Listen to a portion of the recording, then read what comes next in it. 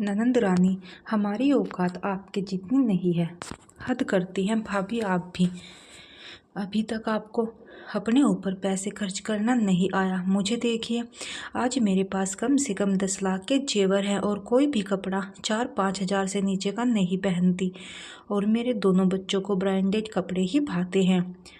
आप पैसे दे दिया करिए, मैं अपने पास से और मिला ब्रांडेड कपड़े खरीद लूँगी। अपने पैसे के घमंड में सीखा अपनी उस भाभी के आत्मसम्मान को ठेस पहुंचा रही थी, जिसने उसका तब साथ दिया था जब खुद उसकी माँ उसे दिन रात कोसती रहती थी।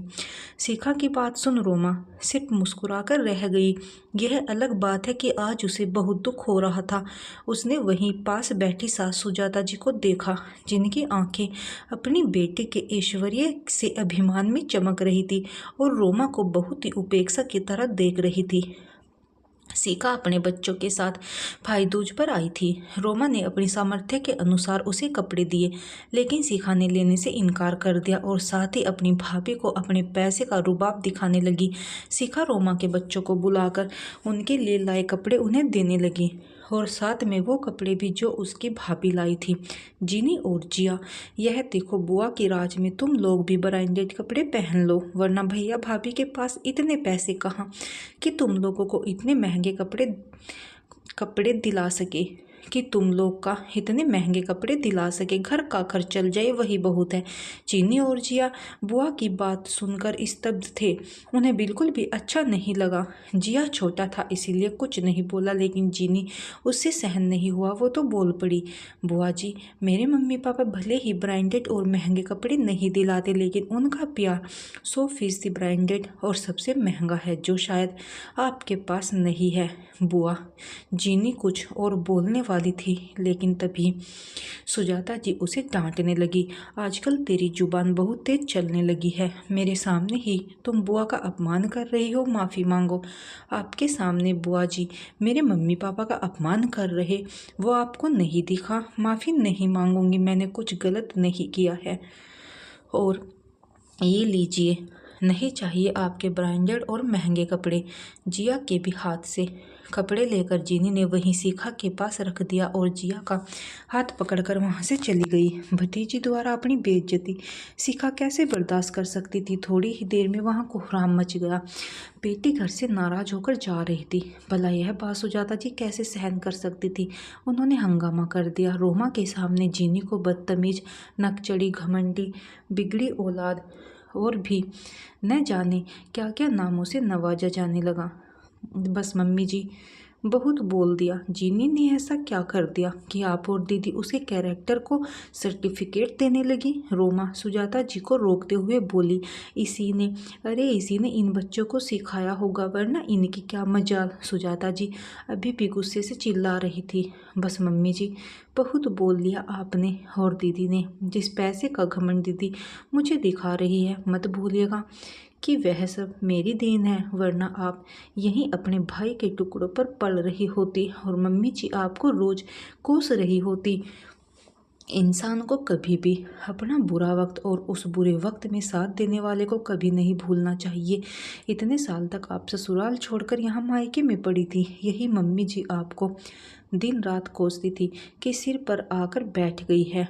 आपको देखना चाहती थी, लेकिन मैंने हमेशा आपका साथ दिया। मैंने ही जीजाजी को समझाया कि वो बच्चों को देखे, छोड़ दे जिद, तब जीजाजी समझे थे। आज आप दोनों के बीच रिश्ते सही हो गए, इसीलिए आज आप पैसों के बिस्तर पर लौट रही है और आप मुझे और मेरे बच्चों को ही पैसों का रौब दिखा रही है। ब्रांडेड कपड़ों की जगह आपने रिश्तों में ईमानदारी दिखाई होती, लेकिन आप लोगों का प्यार तो पैसों पर टिका है। बेटे के पैसों को देख मम्मी जी के भी सुर बदल गए। बोलते बोलते रोमा की आवाज़ रुंध गई। ज़्यादा अहंकार अच्छा नहीं होता दीदी, पैसे का बिल्कुल नहीं, क्योंकि ये रेत की तरह कब फिसल जाएं पता नहीं। लेकिन सीखा की आंखों पे पैसे की पट्टी ऐसी बंधी थी, उसको कुछ एहसास ही नहीं था। और दीदी एक बात और, आप अपने ब्रांडेड कपड़े अपने ब्रांडेड घर में पहनिएगा। दीदी अच्छा होगा कि आप आज के बाद इस गरीब भाभी के घर मत आए, क्योंकि मेरी औकात न ब्रांडेड पहनने की है और ना देने की। रोमा ने हाथ जोड़कर कहा। और फिर अपने कमरे में चली गई। जब शाम में रोमा का पति राकेश ऑफिस से आया तो देखा माँ रो रही है। उसने पूछा क्या हुआ माँ? माँ ने कहा शिखा इतने प्यार से तुम सब लोगों के लिए ब्रांडेड कपड़े लाई थी, लेकिन तेरी पत्नी ने और तेरे बच्चे ने मेरी मासूम सी बच्ची के साथ इतनी बदतमीजी की। मेरी बिटिया रो रो कर यहाँ से गई है। तेरी पत्नी तो ये तक बोल दिया अब दोबारा ना आए इस घर में। राकेश ने पत्नी और बच्चों को आवाज़ लगाई और पूछा बच्चों बुआ के साथ आप लोगों ने बदतमीजी क्यों की? जो सच था वो बच्चों ने राकेश से भूल दिया। राकेश ने कहा क्यों माँ, क्या गलती है मेरे बच्चों की और पत्नी की?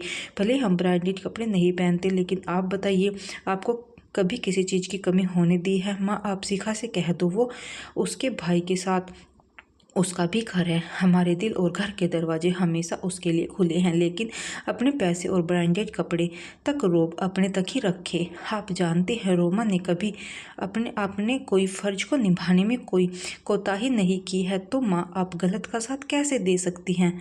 सुजाता जी को अपनी गलती का एहसास हुआ। उन्होंने कहा हाँ बेटा, मैं ही बेटी का स्टैंडर्ड देख झुक गई थी, मुझे माफ़ कर दो। तब रोमा ने कहा अरे माँ अब ये सब छोड़ो, बहुत हो गई इमोशनल की बातें, आज की पसंद का खाना बनाया है, चले राकेश आप फ्रेश हो जाए। सब खाना खाते हैं और सबने हंसी खुशी के साथ के माहौल में खाना खाया। दोस्तों आपको आज की हिंदी स्टोरी हमारी औकात आपके जितनी नहीं कैसी लगी, प्लीज़ कमेंट में बताइए। वीडियो को शेयर लाइक और चैनल को सब्सक्राइब करके हमें सपोर्ट जरूर करें। धन्यवाद।